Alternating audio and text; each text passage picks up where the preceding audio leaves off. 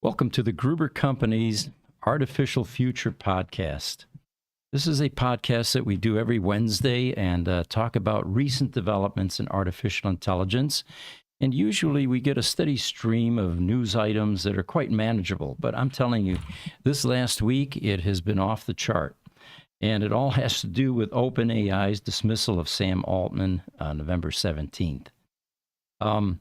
Best guess on our end is this seems to have been a knee-jerk reaction to something that took place within OpenAI. And I can assure you that the full story behind the curtains of corporate America will never be revealed.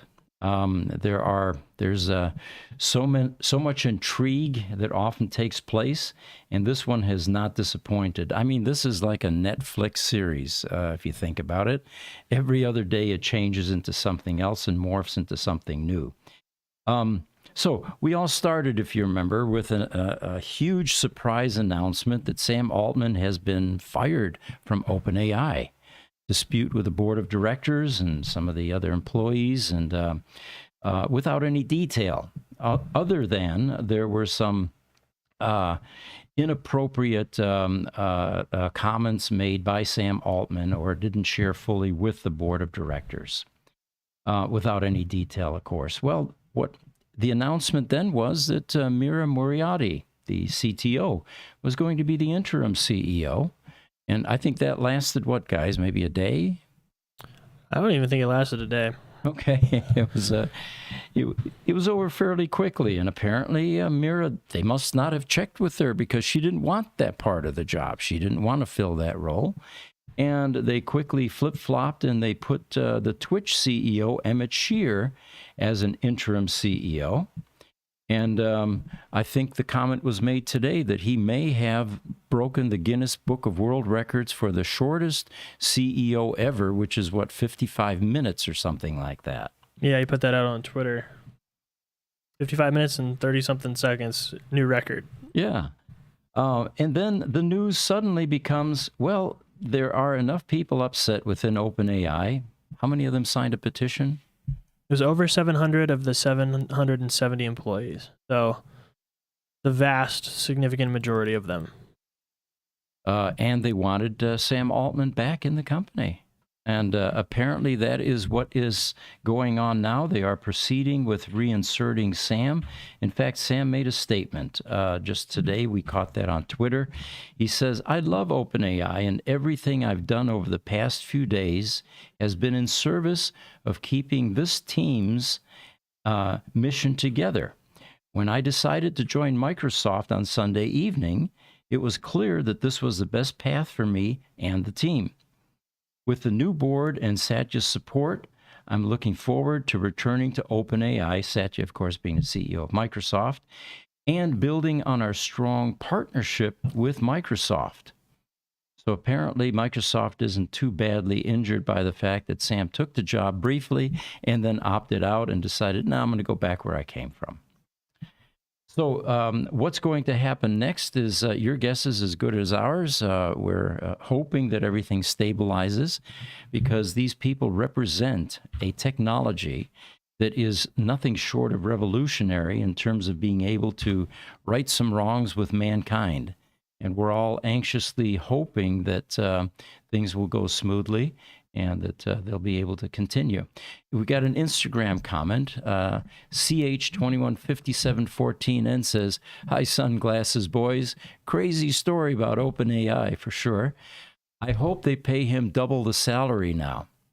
Well, that would be nice. I'm not sure that salary was ever the issue. I mean, when you've got companies where valuation is estimated into the billions, what salary, you know? Mm-hmm. It's kind of like GM, you know, the big problem with UAW was, well, Mary Barr is making millions of dollars per year, and, you know, our people are starving, basically.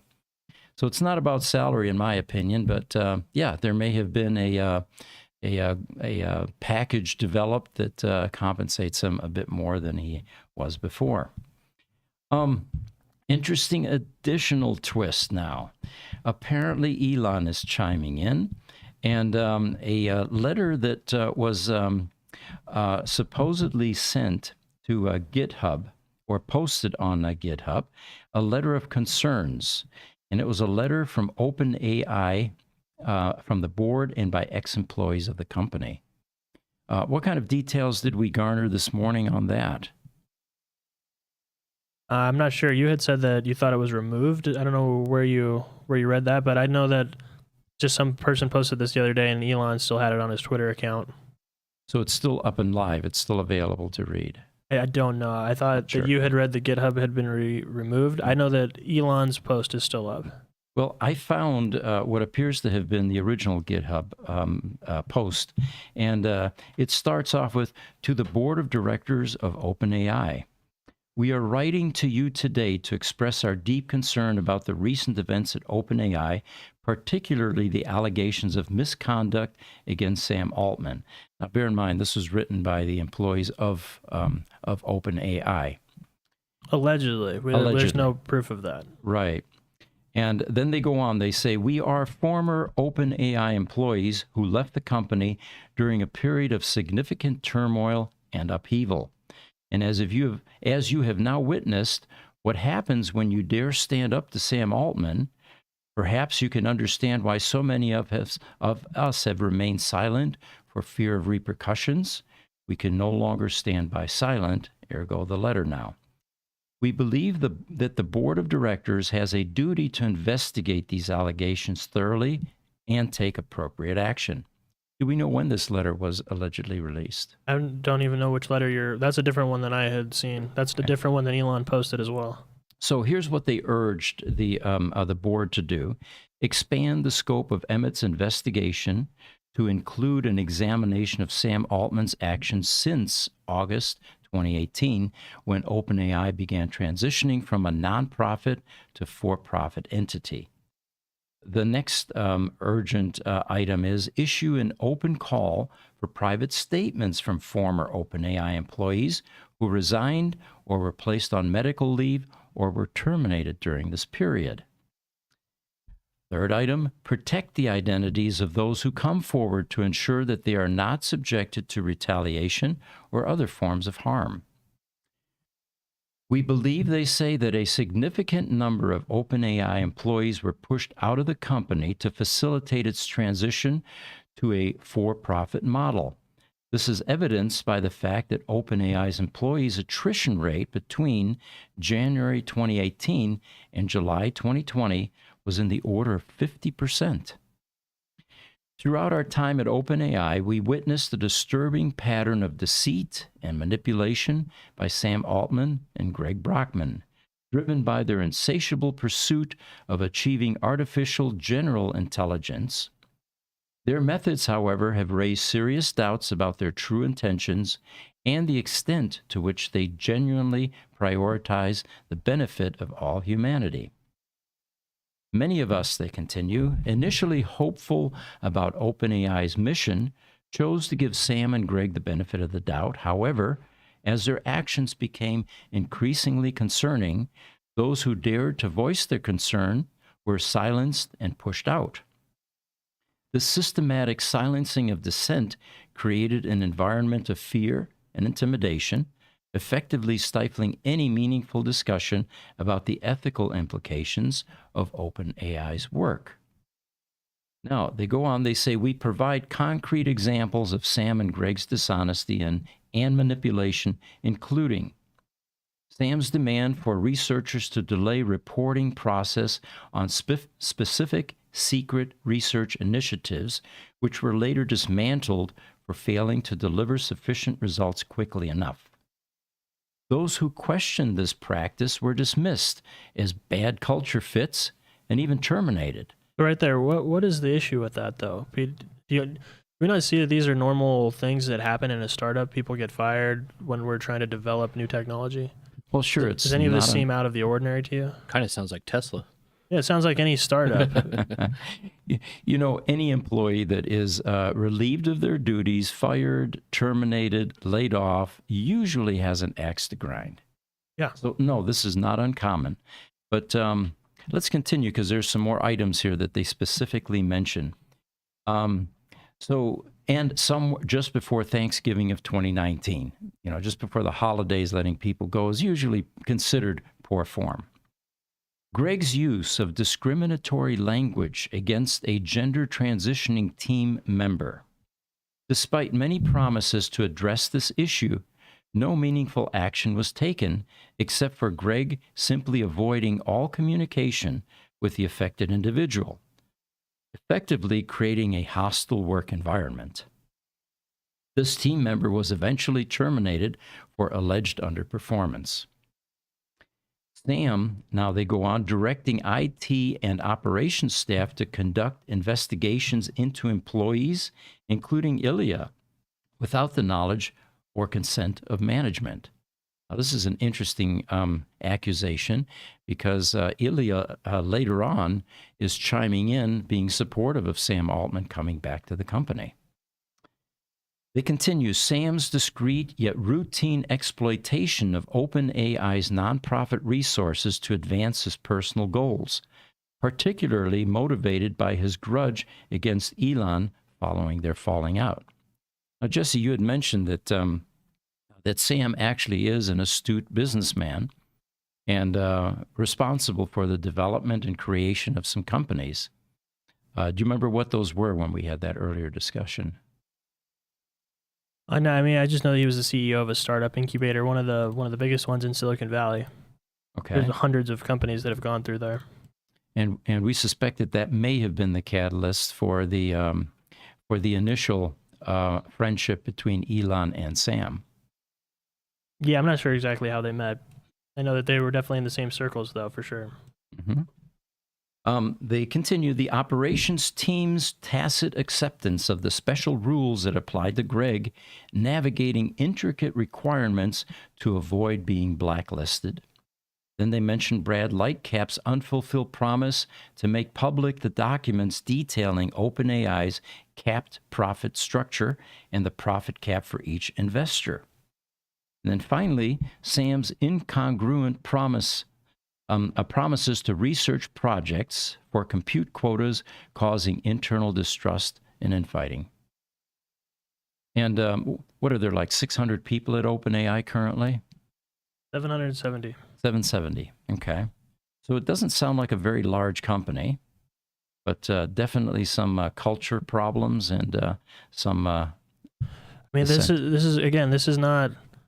I don't believe that this is actually true. I'm not sure where we're going with all this, but I don't think these culture problems actually exist based on the way that the current employees have reacted to Sam's departure, and everyone 95% plus in strong support, willing to quit their jobs over it. I don't think that this is even real. Yeah. It even says from concerned former OpenAI employees. If you're a former OpenAI employee, why would you want to hide? Why would you not want to put your name on this? Yeah. And try to go after the guy if you have, some issues with him. This seems like something like a glass door where people go review companies and the company have no recourse. It's just a couple of angry employees that now have tanked the reviews of the company that they used to work for because they got fired. Mm-hmm. Well, the way that this article began was Elon Musk on Tuesday, 11/21/2023, served another curveball in the winding tale of OpenAI's evolving leadership. In the tweet below, Musk shares a link to a now deleted GitHub post, a letter of concerns, which we just read, and to the OpenAI board by ex-employees of the company. So anyway, it looks like Elon is involved at this point as well. It's going to be tough to keep tabs on how this evolves. And most of the research that we did on this evolving story is now obsolete because of all of the recent changes. We'd love to hear from you. Any thoughts, ideas, any kind of debate that you'd like to engage in regarding this issue. It would certainly be the time to do so. And again, our take is there are always issues that take place in corporate America, many of which cannot be made public. And for a number of reasons, the legal ramifications of certain kinds of slanderous statements And especially if these are allegations and they're not true, I could see why these employees might want to hide behind that cloak of invisibility, having said things that they did. All right. So continuing here, let's get past the Sam Altman process or story. Can we bring up a picture at this point? And it is an image of the MAGA or Mojo-1. What we have here, once the image comes up, is what most of us are very familiar with: contact lenses. Contact lenses is a form of augmentation, fairly early on, improving vision. Instead of glasses, which are also an augmentation, they actually developed something that you can place right on the eyeball. Well, what we have here is a smart contact lens that is available, and we can get a better shot of it by going to Mojo-2.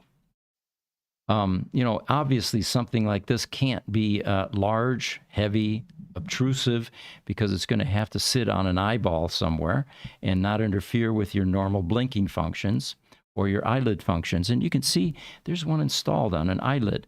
Here's the rest of the story on this. Seeing the future literally put me at a loss for words with a headline that these are smart contact lenses you can see the future with. There's a California startup called Mojo Vision, M-O-J-O, for those of you interested in Googling it, which finally has a human wearing its smart contact lens, bringing the future of AR and superhuman sight a major step closer. Now, AR is augmenting reality, unlike VR, which is virtual reality, which replaces your view of the real world with everything digital or digital graphics. Whereas AR, augmented reality, places digital image on top of the world of the real world display. So in other words, you can see both.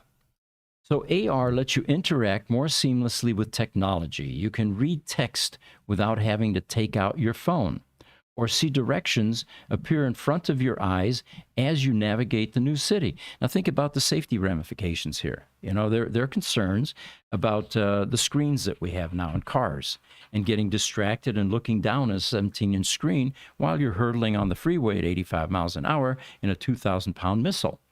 Well, this actually would allow you to keep your eyes on the road and get telemetry or information. So the other thing that Mojo says, they want to give people superhuman sight. But let's go talk about some history. Smart contact lenses. In 2015, Mojo Vision launched with the goal of developing these smart contact lenses that would allow wearers to see digital information in front of their faces like AR glasses, but with the convenience of contacts. Well, they didn't plan to stop there, though. The company ultimately wants to use Mojo lenses to give people superhuman power, such as the ability to zoom in on distant objects and see clearly at night. Now, the first one, if you remember Lee Majors, the $6 Million Man, it's exactly what they're describing. When he needed to see an enemy that was 500 yards away, his eye was actually able to, with little sound effects, remember the boop, boop, boop, boop, boop, boop, right? It would actually be able to see a long distance away like a telescope. But here's one that intrigued me: see clearly at night. As drivers age, one of the first things that is affected is their ability to do night driving. They just can't see clearly enough anymore. And something like this could potentially create daylight by using a technology at night. So what's next? The company has unveiled several prototypes of its tech since then, but it wasn't until June 28th of this year that the CEO, Drew Perkins, revealed in a blog post that Mojo Vision had finally put its smart contact lenses on someone's eyes, his own.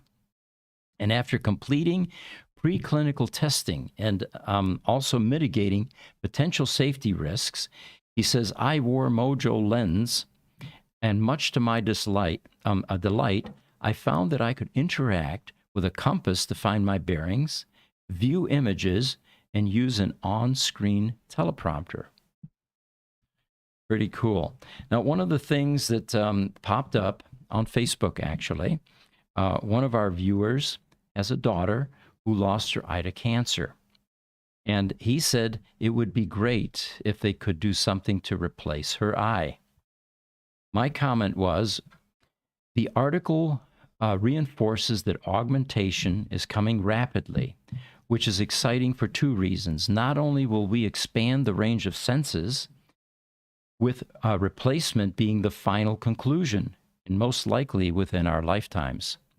Now, think about this type of device. We have senses, 5 of them, that we're aware of anyway, and it's fairly limited. I mean, there are even insects and other life forms on the planet that have a wider range of vision than we do, into the infrared world, for example.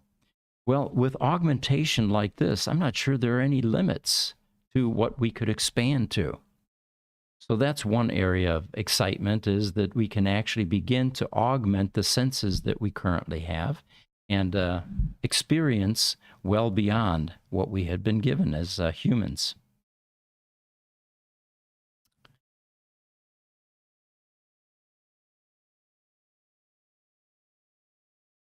That's an interesting concept. Yeah, some sports limitations definitely have to do with our...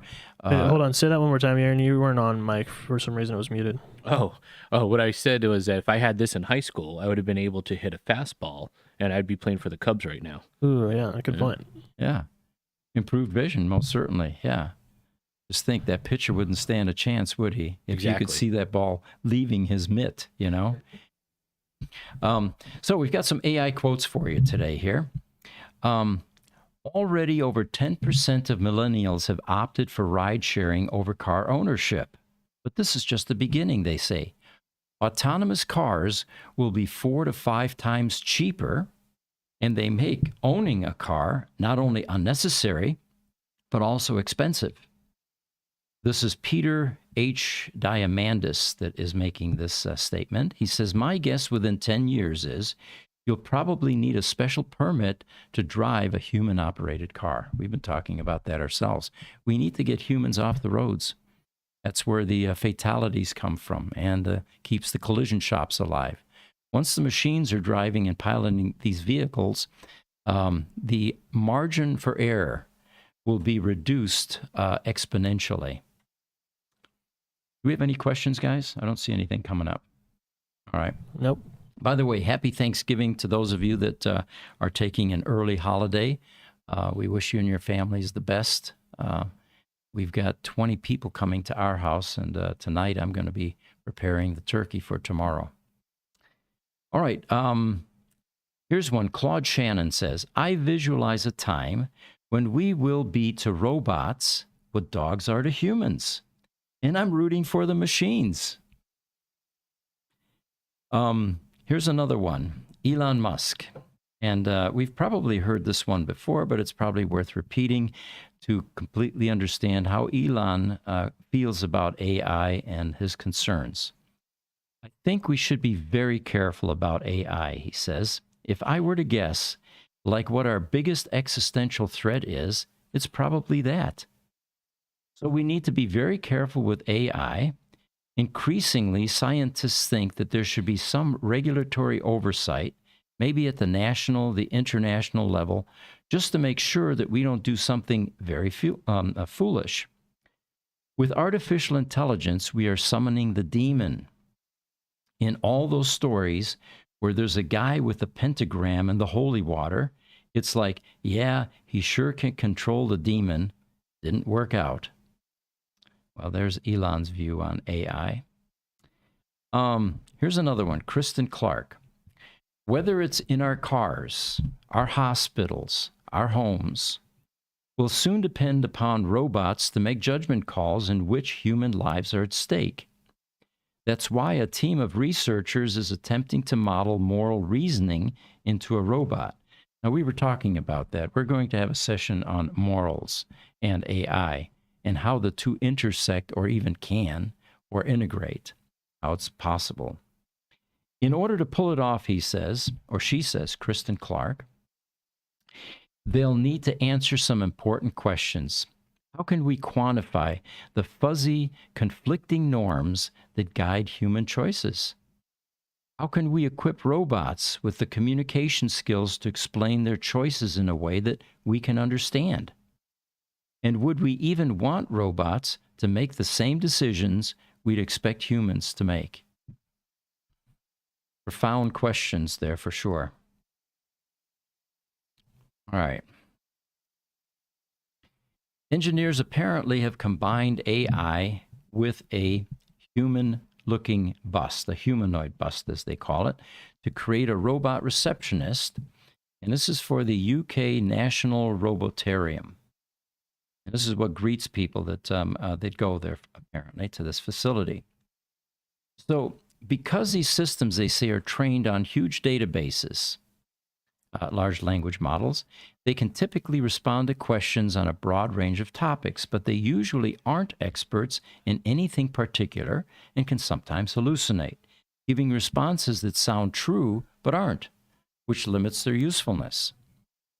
Additionally, because most large language models communicate via text, chatting with them isn't as natural as talking to another person. Verbal and nonverbal communication are hugely important to human interaction. So what's new with this humanoid robot? The engineers at Heriot-Watt University and Alana AI have combined OpenAI's ChatGPT 3.5, the same large language model used for ChatGPT, with a humanoid bust to create a robot receptionist that can interact with visitors. To minimize the chance of the robot providing false information about the robotarium, they scraped the center's website and stored the information in a special database that its AI accesses before responding to users. So it verifies whatever it's about to communicate. How it works, they say, is the basis for the robot receptionist is Furhat. Came up in an unusual name there. A social robot that is essentially a humanoid bust capable of lifelike expressions, movements, and speech. It doesn't look like we have an image of this humanoid robot, so we'll skip that portion. No, it's there. Try Furhat. So when a person talks to this robot, their speech is transcribed into text.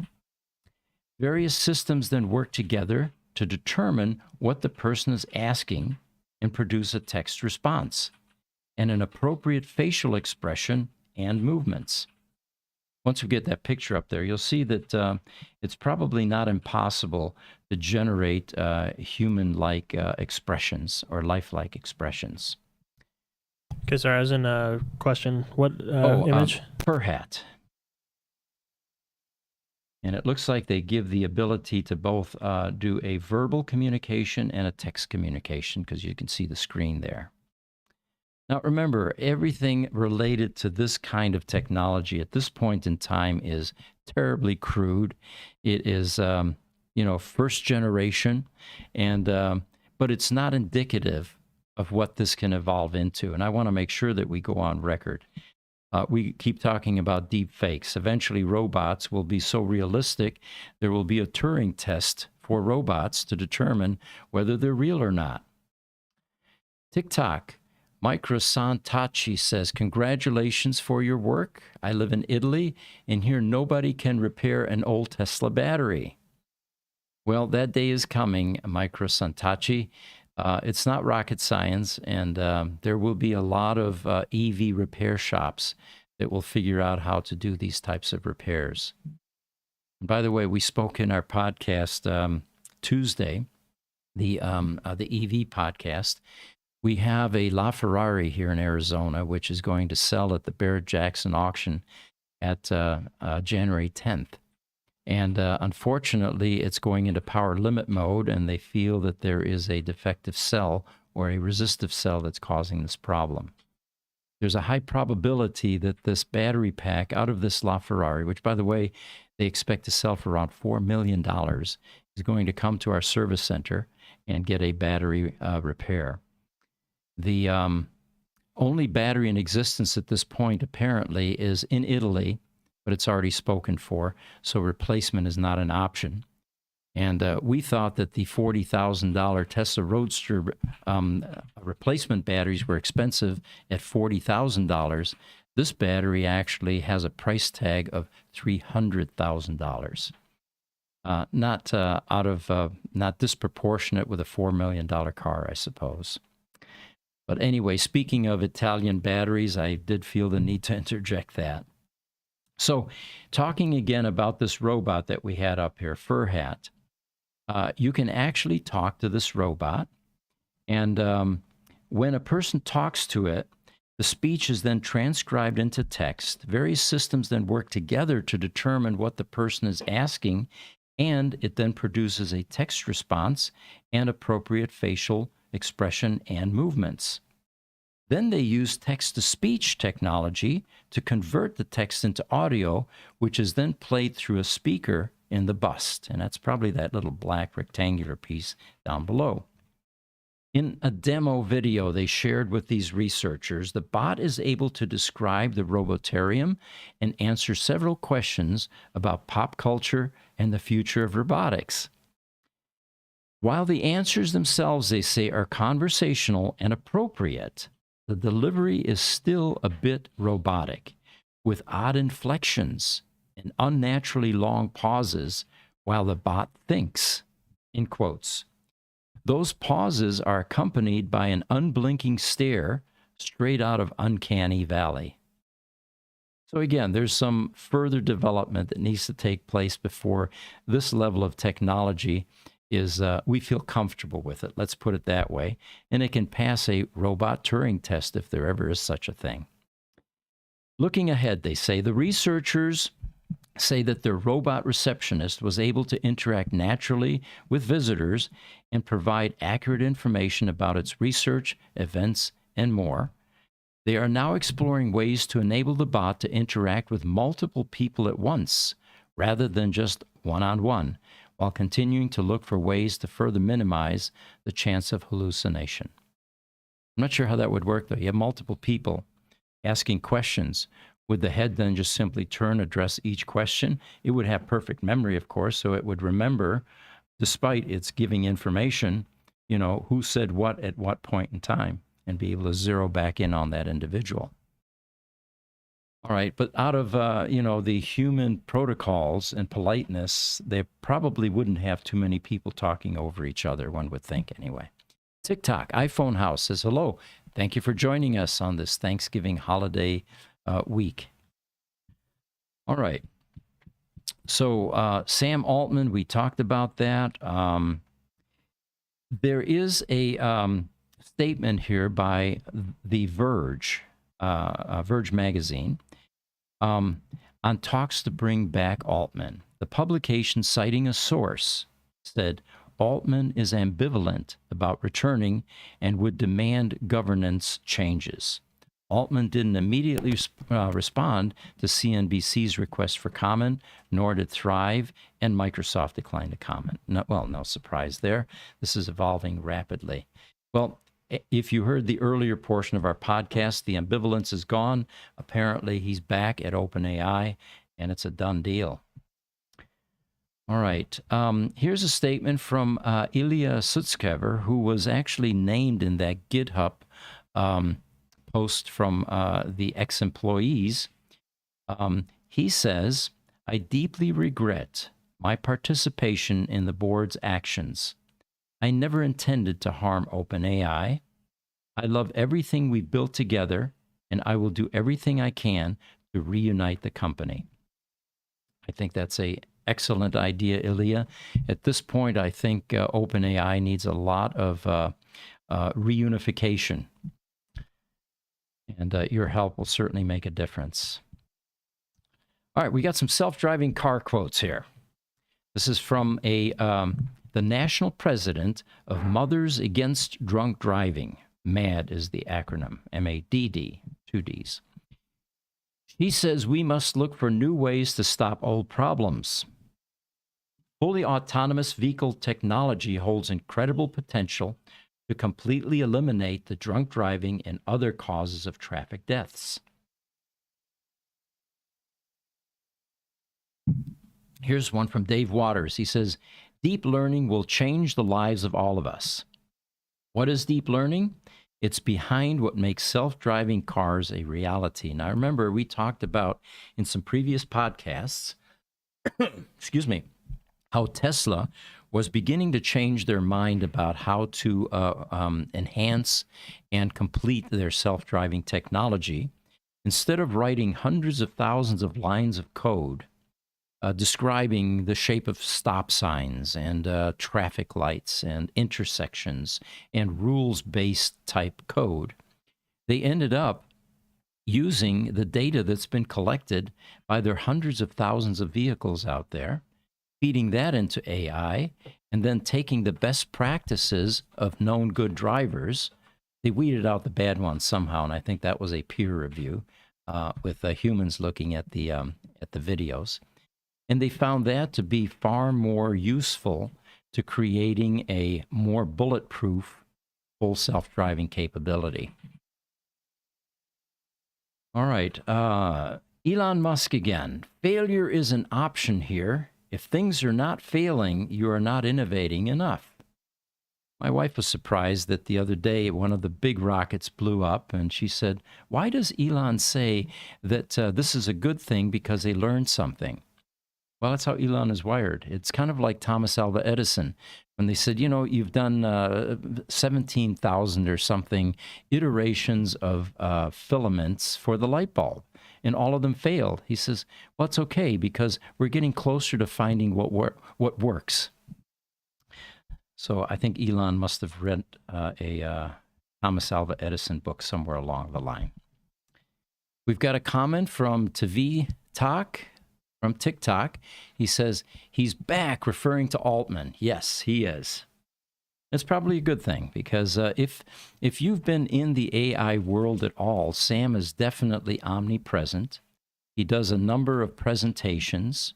He does a lot of education. One of the best ones I saw just recently was where he was showing how you can actually talk to ChatGPT. Besides just giving it prompts, you can have conversations with it. You can ask it questions. You can ask for guidance. And of course, this is all preparing us for what will eventually be a Siri-level communication capability with AI, which, by the way, we're going to talk about later on in this podcast. It's there. It's available now. It was announced yesterday. Anand Krish says, in the field of AI, it's set to conquer most of the human disciplines, from art and literature to commerce and sociology, from computational biology and decision analysis to games and puzzles. And I think Jesse had a profound statement earlier. What was it you were saying about businesses needing to rapidly adopt? To rapidly adopt? What do you mean? AI staff. Oh, yeah. No, I didn't make the statement. It was something I read just saying that companies need to start hiring AI employees if they want to live. Mm-hmm. Or survive, yeah. You know, one of the things that we work on here is we have call centers. A lot of communication takes place with customers, and everybody has different writing skills, spelling skills. Well, spell check solved most of that. But our goal is to provide internal education, tutors, and have AI at workstations for prompt generation and helping people communicate with their customers. YouTube, Peach Knee-High says, process of elimination. Good point. Dave Waters says, if people trust artificial intelligence to drive a car, people will most likely trust AI to do your job. Good point. Google is working on self-driving cars, and they seem to work, as is Tesla, of course. This is Mark Andreessen weighing in. He says, people are so bad at driving cars that computers don't have to be that good to be much better. Thank you, Mark. That was a profound statement, one that I'm in total agreement with. All right, let's see what else we've got here. Here's an article, big headline. AI isn't close to becoming sentient. We just think it is. The real danger lies in how easily we're prone to anthropomorphize it. Now, I had to look that up, and you may also, but let me read you the definition of anthropomorphize. All right, let's see if I can find that here. Attribute human characteristics or behavior to a god, animal, or object. An example they give, people's tendency to anthropomorphize their dogs. So this article is kind of interesting, I thought, because it talks about the transition to AI and how we're going to have to adapt. They say ChatGPT and similar large language models can produce compelling human-like answers to an endless array of questions, from queries about the best Italian restaurant in town to explaining competing theories about the nature of evil. The technology's uncanny writing ability has surfaced some old questions, until recently relegated to the realm of science fiction, about the possibility of machines becoming conscious, self-aware, or sentient. In 2022, a Google engineer declared, after interacting with Lambda, a large language model that Google was working on, the company's chatbot, that the technology had become conscious. Then users on Bing's new chatbot named Sydney reported that it had produced bizarre answers when asked if it was sentient. Kind of confusing, actually, though. I am sentient, but I am not. I am Bing, but I am not. I am Sydney, but I am not. But I am, but I am not. And of course, there's the now infamous exchange that the New York Times technology columnist Kevin Roose had with Sydney. Sydney's responses to Roose's prompts alarmed him. And this was before a lot of guardrails were put in place. It was publicized, and they began to button down and tighten down some of these chatbots. But he says that with AI, Sydney began divulging fantasies, breaking the restrictions imposed on it by Microsoft, and of spreading misinformation. But the clincher was when the bot tried to convince this reporter, Roose, that he no longer loved his wife and he should leave her. Well, no wonder then, they said, that when I asked students how they see the growing prevalence of AI in their lives, one of the first anxieties they mention has to do with machine sentience. Over the past few years, and this is a professor speaking now from UMass, Boston's Applied Ethics Center. They've been studying the impact of engagement with AI on people's understanding of themselves. They say chatbots like ChatGPT raise important new questions about how artificial intelligence will shape our lives and about how our psychological vulnerabilities shape our interactions with emerging technologies. There's no doubt about a psychological element in this direction that we're going into with AI. They say that sentience is still the stuff of science fiction. It's easy to understand where fears about machines and sentience come from. Pop culture has primed people to think about dystopias in which artificial intelligence discards the shackles of human control and takes on a life of its own as cyborgs powered by artificial intelligence. Think Terminator 2 with that statement.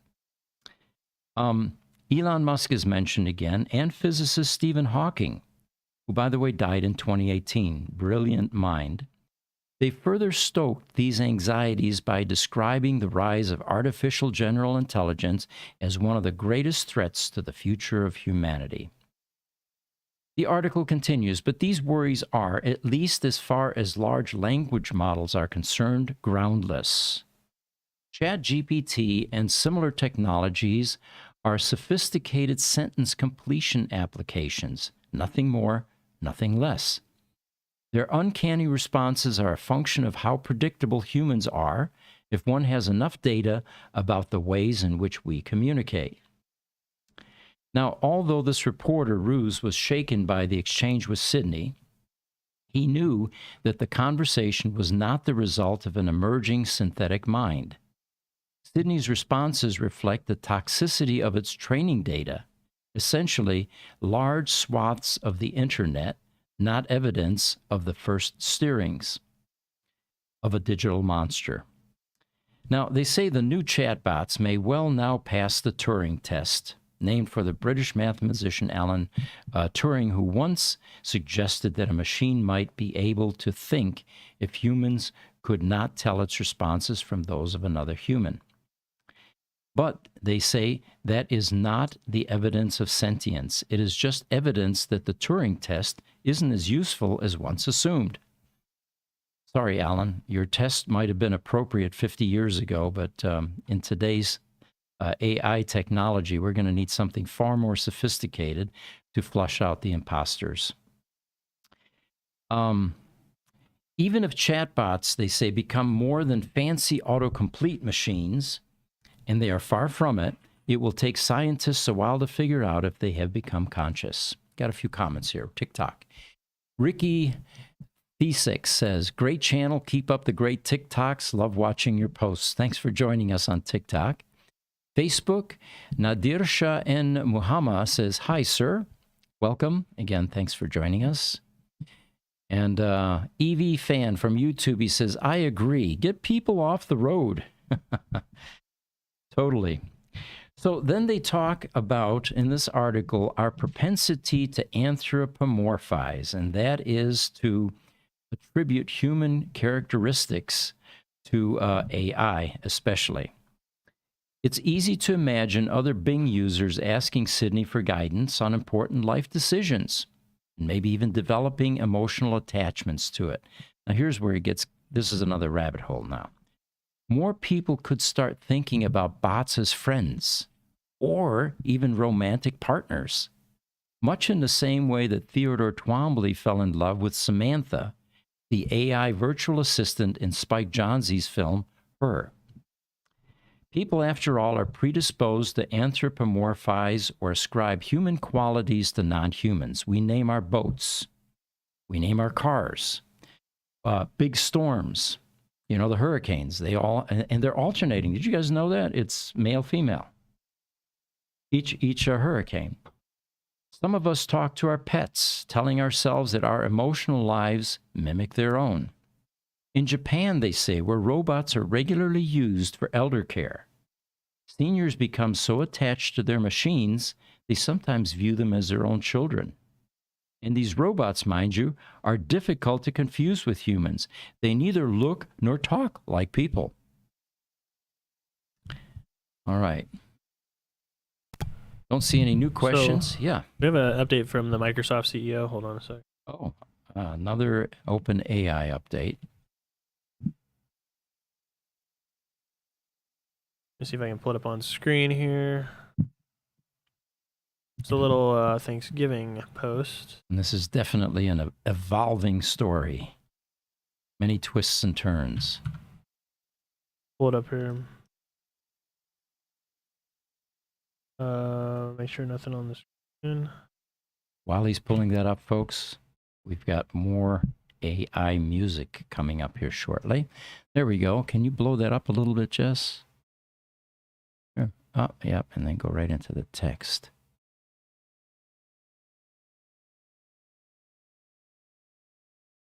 I guess I can read that because some of our viewers aren't able to see the screen.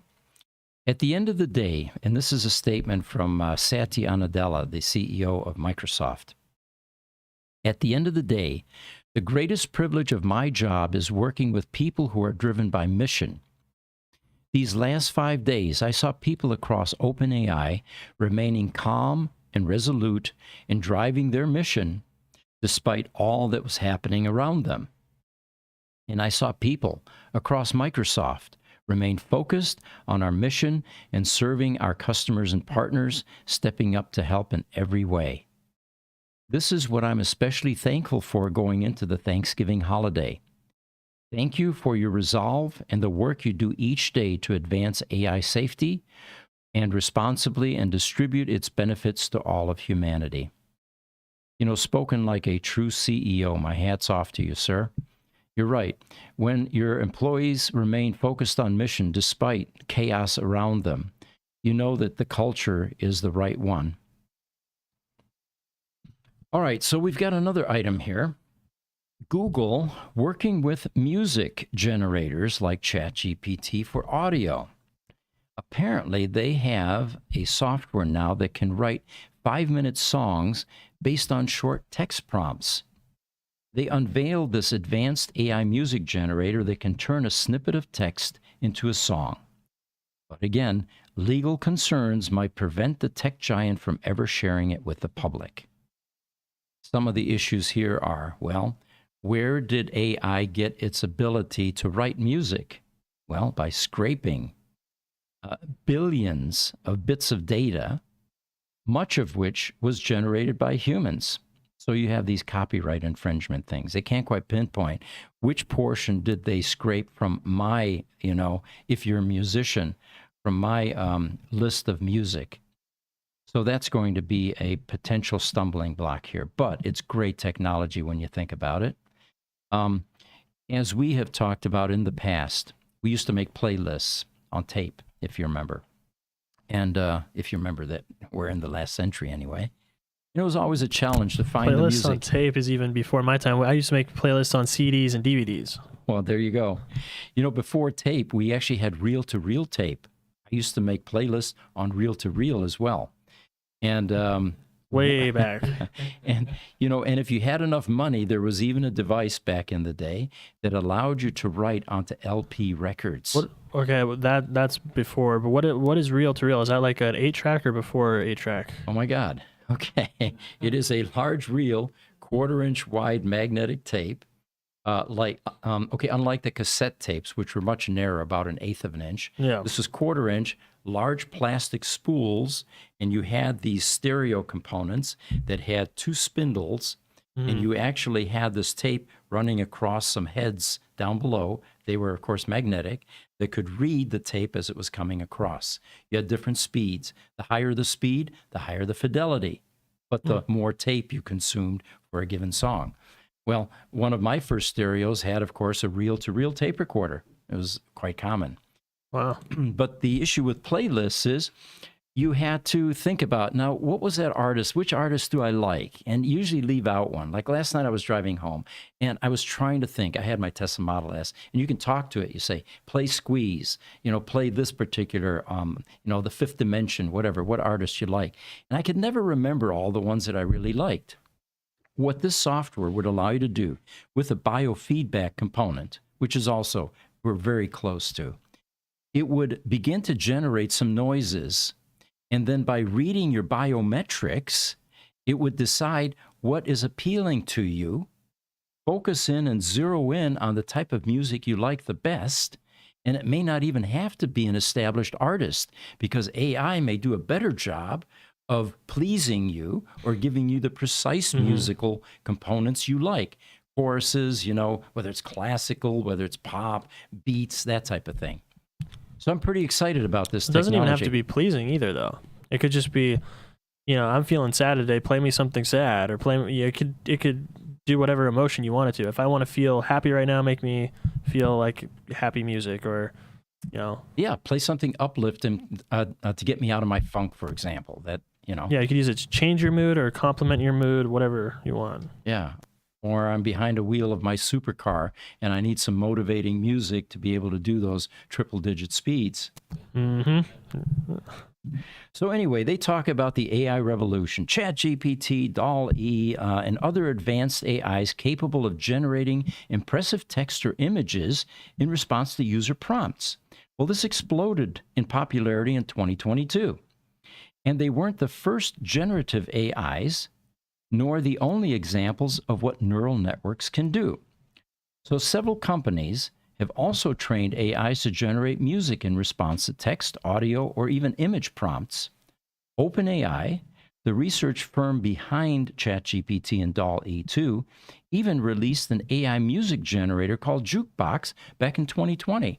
Did you guys ever use that, by the way? I never did, because I wasn't into AI back then. No, I haven't. 2020, you said? Jukebox is what it was called. I never heard of that one. They say that these systems haven't been as enthusiastically embraced as their text and image generating counterparts, though mainly because their outputs aren't as impressive, or most are low fidelity, simplistic, lousy audio in other words, and lacking the traditional song structure, such as repeating choruses. So it sounds like at this point in time, humans may still dominate that field of artistic expression. For now. For now. Well, totally for now. So they say, what's new? Music making AIs are getting better. Oh, and perhaps the most impressive example of the technology is Music LM, an AI music generator unveiled by Google in January of 2023. We're going to have to play with that one. Music LM. They say the system can generate clips up to 5 minutes long based on text descriptions. And while the music isn't going to win any Grammys, the audio does sound more like something a human might record than the clips generated by other AIs. Now, here's an interesting notion. Do you think that AI and robots will eventually be invited to the Grammy Awards? And if not, why not? That's a good question. Well, you remember back, not too many, I don't know, maybe 5-6 shows ago, there was that AI conductor at an orchestra. Do you remember that? Yeah, the Japanese symphony orchestra. You never know. I mean, if they're the ones that are doing the composing, maybe that's the next industry to have rules against AI. I don't know. We'll see. Now, here's another rabbit hole. If we get to that point, this could be a violation of diversity rules that we're accustomed to as humans. Well, will there be such a thing as robot rights that would be trampled by not allowing them to join these kinds of functions, even though the gift that they create is comparable or better than their human counterparts?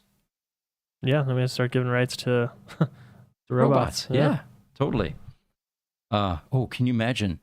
You've got a facility, a production facility, nothing but robots working 24/7, working in the dark. They don't need food, water. They don't need vacations. They don't even need salaries.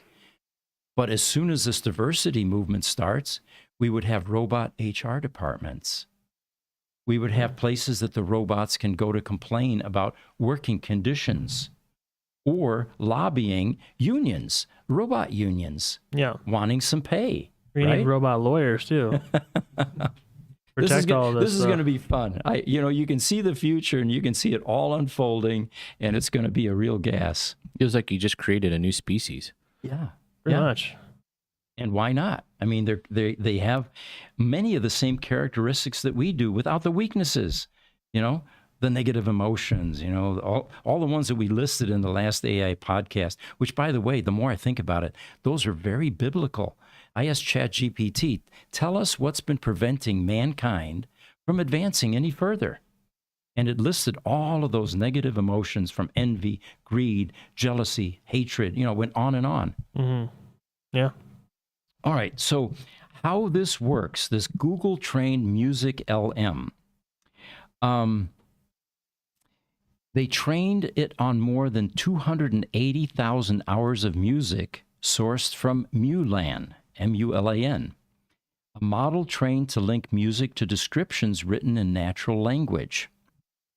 They then created Music Caps. It's a publicly accessible database of more than 5,500 music clips to use to evaluate the AI music generator. Expert musicians then, now humans were involved, expert musicians wrote captions for each of these clips, as well as lists of aspects to describe them, such as their genre or mood. So we do have humans chiming in, at least initially. Eventually, AI is going to be able to do this. They'll take over eventually. Yeah. So anyway, there's a good one for you. For those of you into music, look this one up. Music LM, all one word. Yep. All right. This was breaking this morning, apparently, and it was so breaking that, hang on, I loaded it on my phone, or tried to at least, and then Jesse pointed out, well, your phone hasn't been updated in a couple of years for gyration. So we spent about an hour and a half watching it updating itself. Apparently, ChatGPT with voice is now available to all free users. You can download the app to your phone and tap the headphones icon to start a conversation.